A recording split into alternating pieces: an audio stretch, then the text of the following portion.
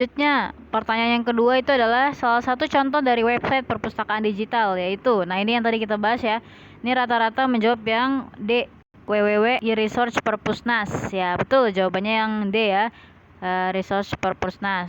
Ada yang jawab B sama C nih, Google dan Brandly. Kalau Google itu apa?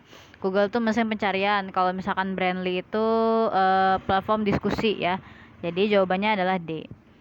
Selanjutnya nomor 3, inovasi digital pada bidang kesehatan juga sudah cukup banyak. Salah satunya bidang kesehatan ya. Apa?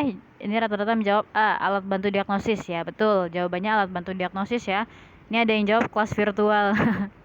Ya, bukan ya. Inovasi digital kesehatan itu adalah alat bantu. Kan udah jelas kalau kelas virtual tuh ya pendidikan, karena kan kelas virtual kayak gitu ya. Selanjutnya nomor 4, Google Drive merupakan salah satu contoh.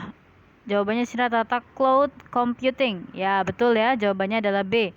Ada yang jawab diskusi online, bukannya guys. Google Drive itu adalah tempat kita untuk menyimpan sebuah file yang mana tersimpan di Google kayak gitu. Kalau diskusi online kan sudah jelas ya, tadi ada Brandly, terus ada Kaskus juga. Oke.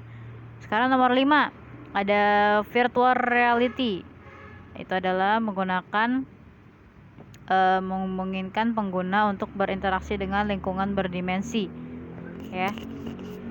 Jawabannya adalah yang D ya, benar, berdimensi 3.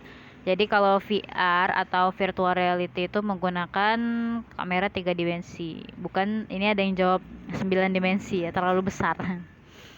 Oke, nomor 6, kidney.com merupakan salah satu inovasi digital pada bidang kesehatan yang termasuk adalah website rumah sakit. Ya betul, ini yang jawab Oren, betul ya. Ada yang jawab pelayanan administrasi, bukan ya? Kalau pelayanan administrasi itu biasanya misalkan e-pasien atau antri.com atau gimana gitu ya. Terus ada juga yang jawab robot kesehatan, bukan ya guys? Robot kesehatan tuh contohnya siapa tuh namanya, robotnya lupa bunda. Ya pokoknya ada lah ya, yang jelas bukan www aja. Kayak gitu depannya. Oke, sekarang nomor 7. Nomor 7, sistem yang dikembangkan untuk merencanakan anggaran, yaitu pada jawab e-budgeting, betul ya? E-budgeting, betul. Ada yang jawab polling. Bukan ya? Kalau misalkan dikembangkan merencanakan anggaran itu adalah e-budgeting. Nomor 8, di bawah ini yang bukan merupakan layanan termasuk e-banking adalah apa? Jawabannya adalah e-library. Ya, yang jawab merah rata ya, betul ya. Karena SMS banking, ATM, internet banking itu adalah layanan yang termasuk e-banking. Kalau misalkan e-library itu adalah apa? Library itu apa? Perpustakaan ya. Jadi bukan D jawabannya. Bukan D, bukan A, C, D ya. Nomor 9, di bawah ini yang bukan merupakan dampak negatif penggunaan internet adalah apa? Jawabannya adalah ya D, chatting ya, karena A, pornografi, B, plagiarisme, C, kecanduan itu adalah dampak negatif penggunaan internet. Ya, jadi yang bukan itu adalah yang D. Ini masih ada yang jawab oranye, ada yang masih jawab biru ya. Teman-teman kalau misalkan memang nggak tahu sama sekali, ya paling nggak apa ya, dipikirin secara realistis aja, kira-kira oh ini masa iya sih chatting itu dampak negatif gitu kan ya, kan enggak, chattingan ya nggak apa-apa gitu, kecuali mengandung unsur pornografi, plagiarisme, dan juga kecanduan ya. Oke, nomor 10, istilah titik-titik mengacu pada penggunaan teknologi informasi dalam pemerintahan. Apa istilah mengacu pada itu adalah e-government ya, betul.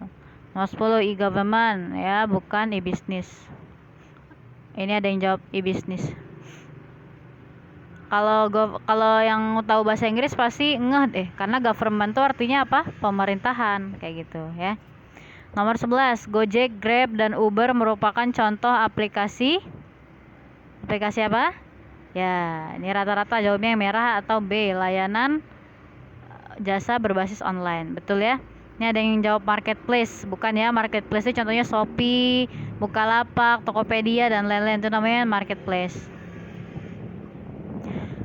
Terus ada nomor 12, kegiatan transaksi pembayaran dan transaksi lainnya melalui internet dengan mengakses website milik bank. Apa jawabannya? Itu adalah yang internet banking ya. Internet banking. Bukan sistem pakar. Sistem pakar tuh contohnya robot. Terus ada yang jawab merah, ada yang jawab hijau, e-learning. E-learning udah jelas dia, ruang guru dan lain-lain. Nomor 13, VBNet merupakan bahasa pemrograman yang bekerja pada kerangka Microsoft, betul ya. Ini sudah sering kita bahas. Terus ada yang jawab ada yang jawab Macintosh, bukan ya. Linux juga bukan. 14, dalam mempelajari Visual Basic kita harus memahami beberapa unsur kecuali D ya, studio ya. Studio itu apa gitu kan, nggak termasuk ke dalam mempelajari Visual Basic gitu. Jadi jawabannya itu adalah objek. Jawabannya adalah studio. Objek, properti, kejadian itu adalah unsur yang harus kita pahami untuk membuat sebuah Visual Basic. 15, coding pada Visual Basic menggunakan C ya, bahasa basic, betul yang kuning. Bahasa mesin, bukan. Bahasa mesin itu bahasa yang masih sulit gitu. Bahasa angka. Jadi coding kalau Visual Basic itu pakai basic. BASIC ya tulisannya. 16, berikut contoh Visual Basic. Ya. Contoh Visual Basic yang pertama, aplikasi database. Betul. Jadi Visual Basic ini adalah untuk membuat aplikasi database. Blog, SMS banking, aplikasi icon tuh bukan ya. Aplikasi icon itu tau gak sih yang misalkan ada Microsoft Word terus dia ada ikonnya, gambar icon. Nah itu bukan ya, bukan buat itu, tapi buat aplikasi database di perusahaan atau di sekolahan kayak gitu. Nomor 17, mendesain adalah hal-hal yang perlu diperhatikan kecuali buku ya. Kecuali buku ini ada yang font tulisan. Penting ya teman-teman, font tulisan tuh penting dalam membuat sebuah desain. Tema, warna juga penting. Kalau buku kan kecuali banget kan, maksudnya nggak apa gitu. Untuk ngapain kita merhatiin buku gitu kan. Oke. 18, berikut merupakan hal aplikasi untuk mendesain kecuali. Nah ini bunda minta maaf sebenarnya sama teman-teman semuanya. Jadi ini sebenarnya bukan kecuali ya harusnya, karena memang cuma ada satu aplikasi desain yaitu B Canva. Ya jadi ada yang jawab kalau Windows itu bisa sih mendesain, tapi Duolingo itu nggak bisa ya, nggak bisa buat kita desain. Jadi sebenarnya jawabannya B ya. Jadi yang jawab merah benar, yang jawab oranye masih salah. Tapi kan bunda udah kasih tahu ya di grup kalau nggak salah pas itu, kalau itu tuh kecualinya dihilangin. Oke, nomor 19, yang bukan merupakan marketplace. Tahu semua ya. Instagram, betul. 100% betul. iSamsat merupakan pelayanan online digital di bidang, udah jelas ya, pemerintahan. Kalau kesehatan bukan ya. Samsat itu apa? Tempat bayar pajak. Nah, sedangkan ini iSamsat itu berarti pelayanan online untuk membayar pajak. Pajak itu urusannya kemana? Ke pemerintahan. Jadi jawabannya B. Oke, sip. Nah ini jawaban nomor 21. Jelaskan pengaruh teknologi terhadap sosial budaya untuk memudahkan masyarakat. Oke, terlalu sibuk dengan teknologi sehingga melupakan budaya yang ada. Teknologi komunikasi adalah peralatan perangkat. Ini nih, maksudnya apa nih? Saling tukar menukar. Oh ya, boleh. Mengandung nilai sosial dan lain-lain. Jadi tahu banyak. Nah ini jawaban yang belum tepat ya teman-teman. Jawabannya boleh apa aja tapi jangan banyak atau iya tahu kayak gitu kan, maksudnya tidak menjelaskan ya bahwa bagaimana pengaruh teknologi terhadap sosial budaya itu tidak dijelaskan gitu. Jadi harus dijelaskan, paling kalau nggak secara rinci ya intinya lah gitu. Terus sibuk dengan teknologi sampai melupakan budaya ya, rata-rata jawabannya itu ya. Ya bagus, sudah bagus. Nomor 22, jelaskan pengaruh teknologi terhadap politik dan pemerintahan. Dapat memberikan informasi kriminalitas di medsos, hoak. Kurang lebih ilustrasi di atas. Ini ketahuan, ini ngambil dari Google nih kayaknya nih. Terlalu lengkap ya. Jadi bunda tuh tahu ya teman-teman, mana yang nulis sendiri, mana yang dari Google tuh kelihatan. Jadi kalau bunda sih sarannya lebih baik nulis sendiri, karena kalau dari Google itu bunda kurangin nilainya. Karena bunda tahu sih ya.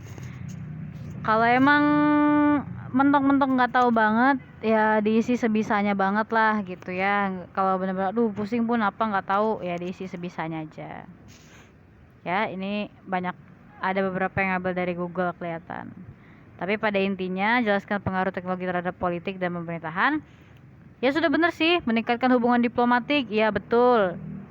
Terus mudahnya membayar pajak, ya bisa. Menjatuhkan lawan, ya bagus itu. Berarti teman-teman setidaknya sudah tahulah dasar-dasar apa sih pengaruh teknologi buat politik dan pemerintahan di masa sekarang kayak gitu ya. Oke, nomor 23, menurut sebab besar pengaruh teknologi terhadap pendidikan dan perekonomian. Besar, sekolah online, bisa teleponan ya, terus banyak. Nah, lagi-lagi terjadi jawaban banyak ya. Jawabannya tuh memang banyak teman-teman ya, bunda juga tahu gitu, semua orang juga tahu kalau jawabannya banyak. Cuman kan untuk menjawab sebuah pertanyaan tuh ya kita harus jabarkan lah, walaupun emang nggak tuh, ini juga banyak tuh yang nggak panjang-panjang tapi masih tidak menjawab banyak ya. Nih, alat komunikasi, Allah pusing banget nih, udahlah alat komunikasi aja, ya sudah nggak apa-apa ya, daripada jawab banyak gitu kan, nggak nggak tahu juga maksudnya apa banyak itu ya. Ya banyak teman-teman di sini peserta didik sangat besar berpengaruh bagi kehidupannya, is oke, nggak apa-apa. Tapi ada juga yang jawabnya detail tuh udah bagus. Jelaskan pengaruh negatif teknologi dalam kehidupan sehari-hari. Pornografi, malas gerak, ya nggak apa-apa, malas belajar, kecanduan game online, manusia menjadi malas, dan lain-lain. Ya bagus, betul ya. Dan pengaruh negatif ini yang jangan sampai kita terapin di kehidupan nyata ya. Kita harus menjauhi sifat-sifat negatif dari teknologi. Kita harus mengambil sisi positif adanya teknologi dalam kehidupan sehari-hari kita ya.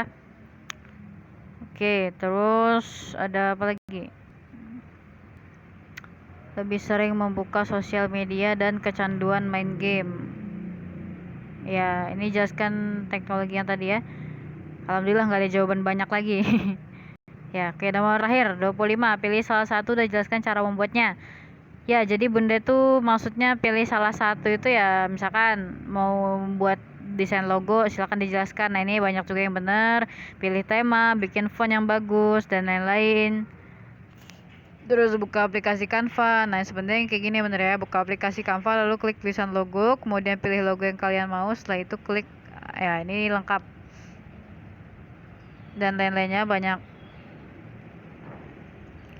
Nah, ini ketahuan juga nih, buka www.domanesia. Langkah pertama silakan buka website.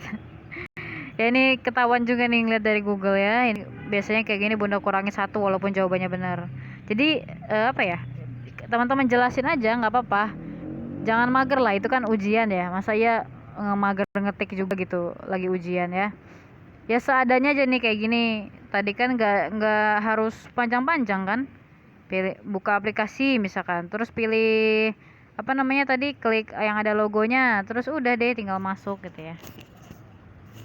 Udah, insya Allah nggak ribet-ribet kok TIK mah. Udah deh teman-teman ya, jadi gitu. Semoga tadi yang udah bunda jelaskan teman-teman bisa pahami dan juga bisa teman-teman terapkan lah ya buat kedepannya. Nanti misalkan ada pertanyaan lagi nggak bingung lagi gitu. Dan pesan dari bunda, kurang-kurangin ngelihat Google ya. Itu nantinya malah teman-teman suatu saat tuh malah bingung gitu kalau cuman kopas dari Google gitu kan. Padahal kan ini pembelajaran insya Allah mudah lah gitu, nggak terlalu susah ya. Itu soal-soal yang bisa dijawab hanya dengan nalar walaupun nggak belajar, menurut bunda kayak gitu ya. Oke, cukup sekian dari bunda, terima kasih buat teman-teman semuanya, semoga ilmunya terus bermanfaat. Assalamualaikum warahmatullahi wabarakatuh.